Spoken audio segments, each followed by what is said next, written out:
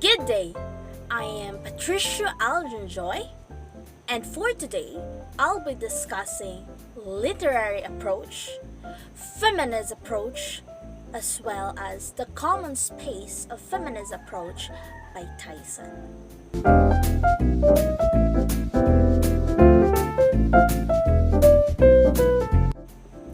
At this moment, I'll be discussing first the literary approach.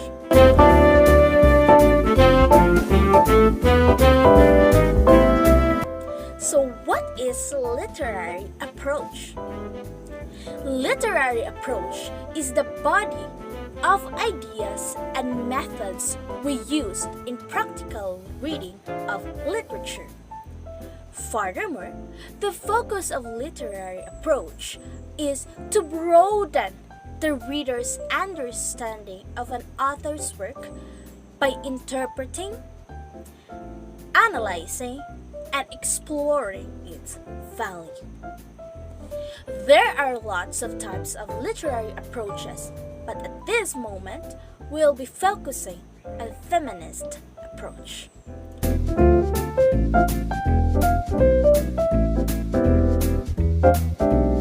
So what is the feminist approach? Feminist approach is concerned with the impact of gender in terms of writing and reading. More so, the focus of feminist approach is analyzing gender inequality. And the purpose of feminist approach is to change the way people see male and female's right and campaigning for equal ones in terms of writing and reading. In addition, feminist approach requires supporting the agency, voice, empowerment of women or girls in all their diversity, especially those who face and experience discrimination or marginalization as well as stereotyping. Next, women are being excluded as writer from the traditional literary canon, and these instances is a form of discrimination or marginalization. Then, most of the time, male dominated female. And because of this, it is very obvious that female experiences discrimination, stereotyping, and marginalization. In addition, feminist criticism highlights the various ways women have been oppressed, suppressed, and repressed. That leads to questioning the old text and eventually develops and uncovers a female traditional or ways in writing. Women writers use as their words from female perspectives according to Bressler. For an instance, if a woman wants to be a writer, she should have all the opportunities and rights to do so. And nobody or no one should question or doubt her capability and ability to be a writer.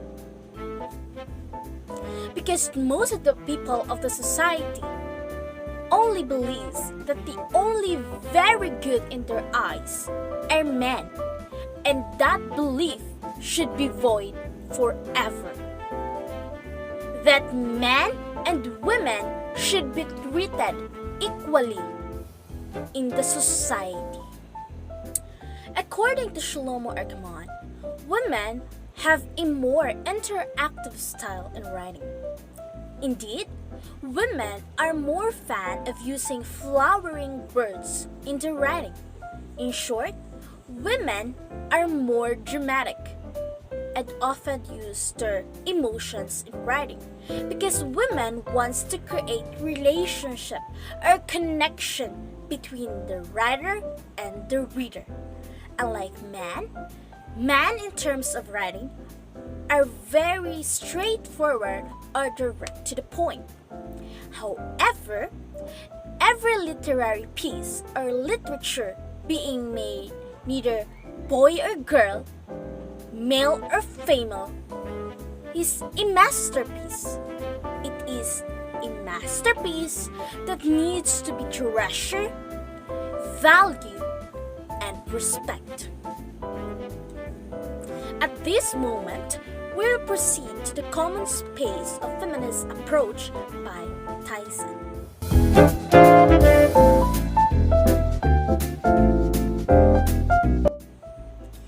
First is that women are being oppressed by men in terms of economically, politically, socially, and even psychologically.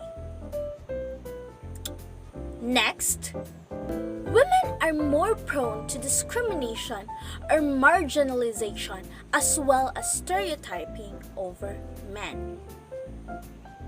Then, that women are being dominated by men.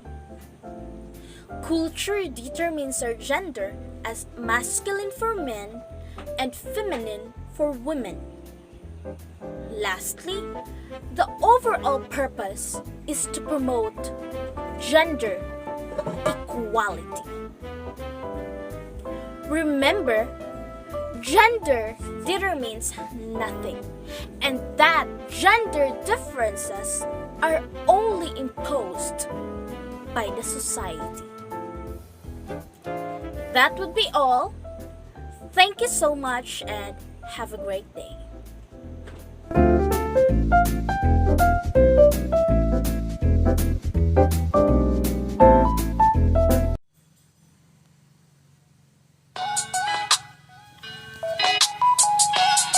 Everyone. In continuation to the topic of the previous reporter, I am here to discuss to you the characteristics of a feminist approach. The classic and feminism gendering the classic. First is, the feminist scholar differentiate sex from gender and view the latter as a socially or culturally constructed category. Gender is learned and performed, normative meanings given to sexual differences by various cultures. Feminists may differ in the importance they assign to sex, which is biologically based category. Although sex or gender systems differ cross-culturally, most known societies have used and still use sex or gender as a key structural principle organizing their actual and conceptual world, usually to the disadvantage of women, while feminist scholar argues that the gender is crucial category of analysis. Feminist scholars also seek to question and transform androcentric system of thought which present the male as the norm. So, what is androcentric bias? Androcentric bias occurs when male experiences is treated as the norm, whereas female realities are not considered or are relegated to the abnormal. Feminists believe that existing inequalities between dominant and marginalized groups can and should be removed. Therefore, feminist scholarship has an acknowledged and accepted political dimension as opposed to the hidden political dimension of scholarship that claims to be neutral and objective, so that neither male or female is taken as normative, but both are seen as equally conditioned by the gender construction of their culture. Furthermore, the feminist criticism has in many ways followed what some theorists call the three waves of feminism. The first wave of feminism happens in late 70s and early 90s. Writers like Mary Wollstonecraft, A Vindication of the Rights of Women 1792, highlights the inequalities between sexes. Wollstonecraft's work argued that the educational system over time deliberately trained women to be frivolous and incapable. She posited that an educational system that allowed girls and some advantaged boys would result in women who would be not only exceptional wives and mothers but also capable workers in many professions. Her works was unique in suggesting that the betterment of women's status be effected through such such political change as the radical reform of the national education system. Such change, he concluded, would benefit all society. And activists like Susan B. Anthony and Victoria Woodhull contribute to the women's suffrage movement, which led to the national universal suffrage in 1920 with the passing of the 19th Amendment. On August 18, 1920, the 19th Amendment to the Constitution was finally ratified, enhancing all American women and declaring the first time that they are like men, deserve all the rights and responsibilities of citizenship. Now for the second wave of feminism. In early 1960s and late 1970s, building on more equal working conditions necessary in America during World War II, movements such as the National Organization for Women, or NOW, writers like Simone de Beauvoir, led the Chimseys, 1972, and Elaine Showalters published the groundwork for the dissemination of feminist theories, dovetailed with the American civil rights movements. Lastly, the third wave feminism happens in the early 1990s and up to the present, resisting the perceived essentials over generalized and oversimplified ideologies in the white heterosexual middle-class focus of the second wave feminism. The third wave feminism borrowed from post-structural and contemporary gender and race theories to expand marginalization population experiences. Writers like Alice Walker worked to reconcile its feminism with the concerns of the Black community and the survival of wholeness of our people, both men and women, for the promotion of dialogue and community as well as for the valorization of women and all of the varieties of work women perform.